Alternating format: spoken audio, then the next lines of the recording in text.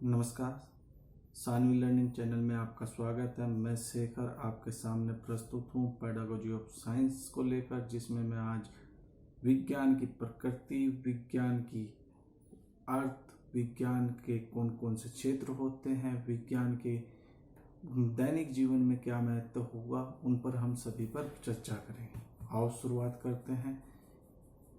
यानी कि विज्ञान के बारे में सबसे शुरुआत में हम जानेंगे कि कैसे आज का जो युग है उसको तकनीकी या विज्ञान का युग बोला गया है, क्योंकि जो पहले हमारे जीवन, जो हमारे पूर्वजों का जीवन था और आज के जीवन में यदि कंपैरिजन किया जाए तो आविष्कारों के कारण हमारा जीवन काफ़ी वो सुविधापूर्वक बन चुका है, क्योंकि मानव ही एक ऐसा प्राणी है जिसमें सोचने व समझने की क्षमता पाई जाती है, और इसी सोचने समझने की क्षमता के कारण उसने प्रकृति कैसी होती है, कैसे यह विकसित हुई, इन सभी का उत्तर जानने की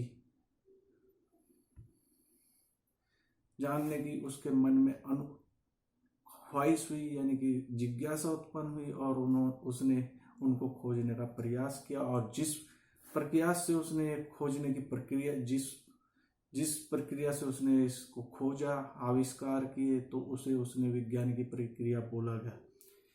यह भी जानना अति आवश्यक है कि विज्ञान क्या है, क्यों इसको पढ़ाया जाना चाहिए, क्या इसकी प्रकृति है। आओ शुरुआत करते हैं। विज्ञान साइंटिया, यानी कि लैटिन भाषा के साइंटिया शब्द से इसकी उत्पत्ति हुई है। अंग्रेजी के जो साइंस शब्द का ये विज्ञान जो है पर्यायवाची होता है। इसका मीनिंग क्या होता है? मीनिंग होता है ज्ञान। साइंटिया और साइंस का दोनों का मीनिंग क्या होता है? ज्ञान होता है। अधिक व्यापक अर्थ में प्राकृतिक घटनाओं एवं नियमों को सुव्यवस्थित एवं क्रमबद्ध अध्ययन तथा उससे प्राप्त ज्ञान को क्या बोलते हैं? विज्ञान कहते हैं। कुछ परिभाषाएं हैं, अब उनके बारे में बताना चाहूँगा। एक है कार्ल पॉपर के अनुसार। कार्ल पॉपर ने बताया है विज्ञान निरंतर क्रांतिकारी परिवर्तनों की स्थिति है। यानी कि विज्ञान क्या है? निरंतर क्रांतिकारी परिवर्तनों की स्थिति है, और वैज्ञानिक सिद्धांत तब तक वैज्ञानिक नहीं बताए जाएंगे जब तक उन पर अनुभव तथा प्रमाण सिद्ध न किए जा सके। दूसरी डेफिनेशन पंडित जवाहरलाल नेहरू की है। उन्होंने बताया है कि विज्ञान कोई मात्र प्रणाली जोड़ना जो या छोटा या बड़ा कर बनाने के लिए इसको किसी भी पदार्थ को मिलाना, ये नहीं होता। अपितु क्या होता है? वैज्ञानिक विधि के अनुसार हमारे मस्तिष्क में प्रशिक्षण देना ही विज्ञान कहलाता है। एक और डेफिनेशन है, वो है आइंस्टीन के अनुसार हमारे ज्ञान अनुभूतियों की अस्त व्यस्त विभिन्नताओं का एक तर्कपूर्ण विचार प्रणाली निर्मित करने का प्रयास को ही विज्ञान कहते हैं। ये तो हुआ विज्ञान का अर्थ। विज्ञान जिस प्रकार मनुष्य की प्रकृति होती है, एक स्टाइल होता है, उसी प्रकार विज्ञान का भी क्या है? एक स्टाइल है, उसकी कुछ प्रकृति है। अब उसके बारे में जाने की विज्ञान के विषय में मनुष्य की प्रारंभ से जिज्ञासा प्रवृत्ति रही है, जिस कारण उसके जो प्रकृति में गूढ़ रहस्य थे उनको जानने का, उनके प्रश्नों का उत्तर जानने का उसके मन में हमेशा से प्रश्न उठते रहे हैं, और उसने कठिन परिश्रम किया इसके लिए, और इस बताया कि प्रकृति की भी प्रत्येक विषय की क्या होती है? अपनी एक प्रकृति होती है जिसके द्वारा उसकी पहचान होती है। जैसे मनुष्य की पहचान कैसे है? खड़ा हो सकता है, बोल सकता है, ये क्या है उसकी पहचान। इसी प्रकार विज्ञान की भी क्या है? प्रकृति है कि किस स्टाइल में हम उसको डिफाइन कर सकते हैं। और शुरुआत करें। विज्ञान सत्य पर आधारित होता है। विज्ञान में कोई झूठ नहीं होता, जो भी है सत्य ही होता है। लाइट है, लाइट कैसी है उसके बारे में हम बता सकते हैं। सभी हम कंप्यूटर की बात है, वो सत्य कैसे है, उसको कैसे चल रहा है। सूरज है, सूरज की सत्यता सामने, तो उससे सूर्य से लाइट आती है, ये क्या है? विज्ञान की तो वो है कि सत्य पर है जो भी है विज्ञान के अंदर, झूठ नहीं। दूसरा, विज्ञान के अंतर्गत तथ्यों का विश्लेषण किया जाता है। जितने भी उसमें फैक्ट्स आएगा उनके विश्लेषण किया जाएगा, और नेक्स्ट जो है विज्ञान में परिकल्पनाएं होती हैं, पहले से धारणा बन जाती है कि कोई वस्तु कैसी होगी, उस पर धारणा के अकॉर्डिंग ही उस चीज की खोज की जाती है। विज्ञान में कोई पक्षपात नहीं होता है। विज्ञान वस्तुनिष्ठ मापकों पर निर्भर होता है। उसके बाद विज्ञान में जो समस्या होती है उसका जो हल होता है वो क्या होता है, स्पष्ट होता है। कोई सॉल्यूशन होगा वो क्या होगा, स्पष्ट होगा। विज्ञान वह है जो वैज्ञानिक करते हैं। वैज्ञानिक क्या करते हैं, वह वैज्ञानिक विधियों का प्रयोग करते हैं। ये एक डेफिनेशन है, 1 नंबर में काफी बार पूछ ली गई है। ठीक है, विज्ञान की एक अपनी भाषा होती है।